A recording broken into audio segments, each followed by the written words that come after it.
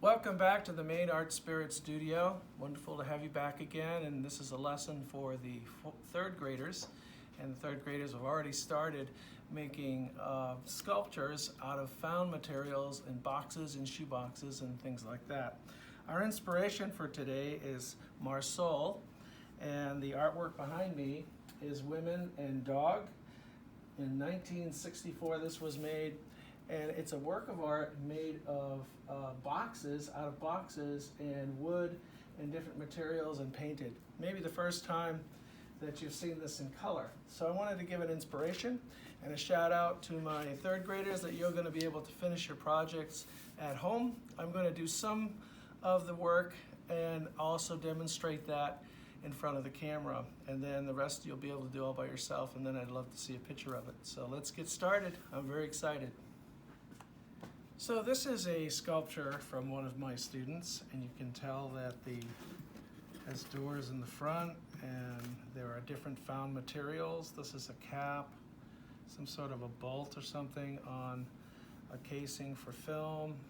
This is a Christmas kind of box thing here. This is also a tide.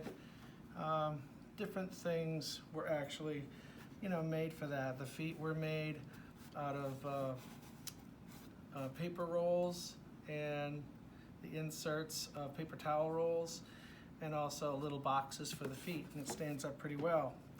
And talking with her, she wanted actually some arms made out of this material, which is basically insulation pipe. So I'm going to take the two like this. We've actually taken scissors because this cuts very, very easy. And I'm going to put some hot glue. You want to be really careful you don't get any hot glue on you, so this should be maybe supervised by a parent, which is what I do in the art room. I watch the kids and sometimes do this for them. So parents, you can do this for them. And I'm going to set that aside, and that's a right angle. That will be for the arm. And then another one here. I'm going to glue that onto this. And what I'm doing with the glue is filling all the holes and making it really solid. You have to be really careful you don't visit and keep your nozzle on this for any length of time, because it could actually melt. So now I have two arms that are going to look like that. And I'm not sure whether she wants one up or down, but that's kind of one way. She could have it like that, like yay, or whatever. So I think I'll probably do a little bit of both. So I'm going to put this on its side now, and I'm going to take my marker and marker where it's going to go. We'll say it's going to go right here.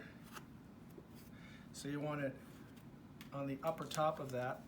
You want to be really careful with knives. This is a carving knife. I'm not going to carve right into it. Always make sure your hand is behind the knife. And don't cut all the way around it. And lift that up. Put that in like that. So there's one. And this actually, as this is starting to fits nicely. I'll put some glue right around the edges like that. Again, being careful I do not get this on me. Once it does, it burns forever, seems to burn forever. And I think I'm going to put her arm just a little raised, and that's all that needs to be done with this one, and it's pretty much constructed. We'll do this side next. Now continue to glue the top flap. This stands up. This top will have some glue in it. And this will have some glue too. A couple of good shots of that. And this one's about done. Now the next thing you can do is for the hands, you can cut a small piece like that, and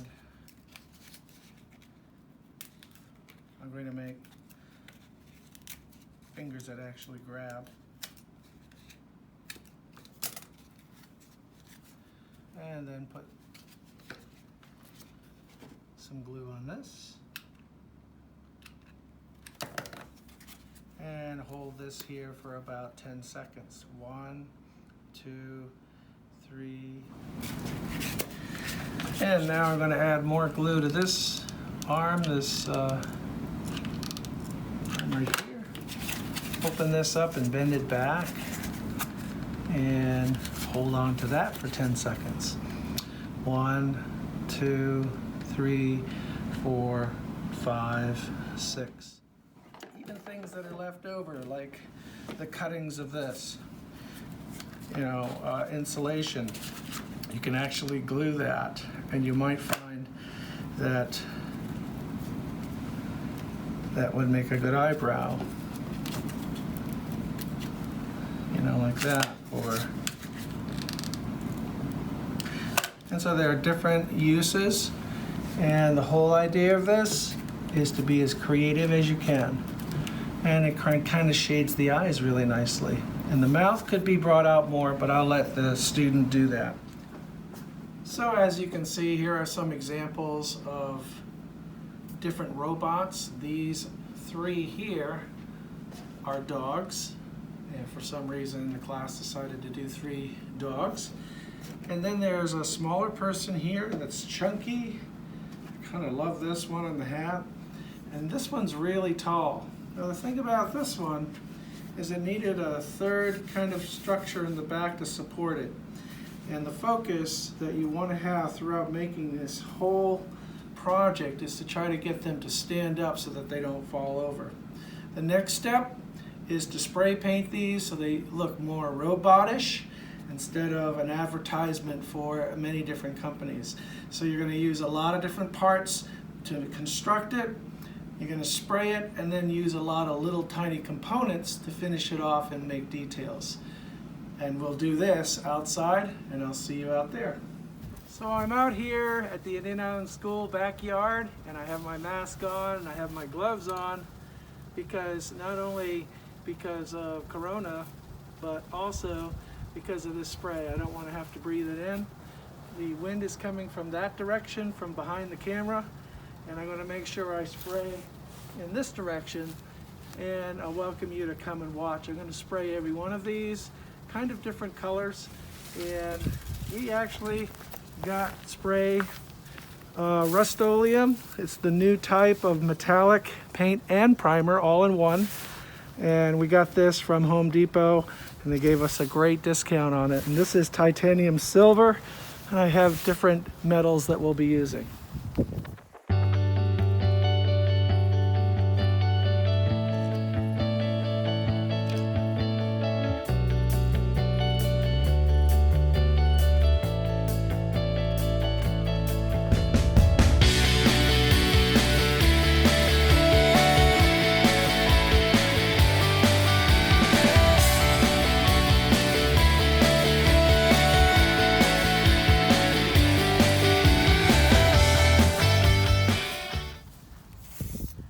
Once you paint it another color, it starts to look like something else, like steel. This in particular is a dark steel. And it conjures the imagination, so you can use your imagination to decorate these now with parts. And that will be our next step. Okay, as you can see here, there are different components inside computers. There are all kinds of diodes and triodes and all kinds of circuitry. And this would be really good for the inside of your robot. You open up the door and you see these little gadgets and little components that actually run the computer. And I'm going to put a bunch of these in your bag, in your box. Thanks to our illustrious Les Newsom. He donated a lot of this by taking computers apart. Some of you may have leftover eggs from Easter. These will look good maybe for eyes. You can use light bulbs. I'll try to see how many I can actually find. You can use those. This is kind of cool to put on the chest. And I have a lot of wire I'll give you, and you can actually connect the wires so it's look like it's fully connected. Bottle caps and caps are great to finish off your artwork with. So that's what your assignment will be, is to finish these and to make them look as good as you can as a robot, and use some of the material that we threw out, but that you can actually use for your robot. Take a look at some of these things, they're pretty cool. Some of them are heavy, so be careful of the weight. I'm going to give you also a lot of computer keys like that, letter E, so you might be able to spell out your name or something, or something else. The other thing you can use is old toys. Maybe this could actually spin, and this could be on the chest or be on the back as a rocket pack or something. Looks pretty cool, and you can glue that down. The glue I'm using is a regular glue gun. Don't have enough to give everybody one, but glue gun if you have one, and glue sticks. Plus I'll put some Elmer's glue in your packet so that you can use that as well. It just takes a little longer to dry. Have fun, most of all. So here we are with all 5 sculptures spray painted silver, and different type of antique silver and pewter and steel, and they all look very metal now and metallic. Whenever you change the color, it actually looks like another material. So you guys can add more paint to this if you want. You third graders, you have a lot more components to add, and all of that's going to be up to you. I'd love to see a picture of these in the end, so make sure you send me one at michael.vermette@iis.bie.edu, and I will see you next time.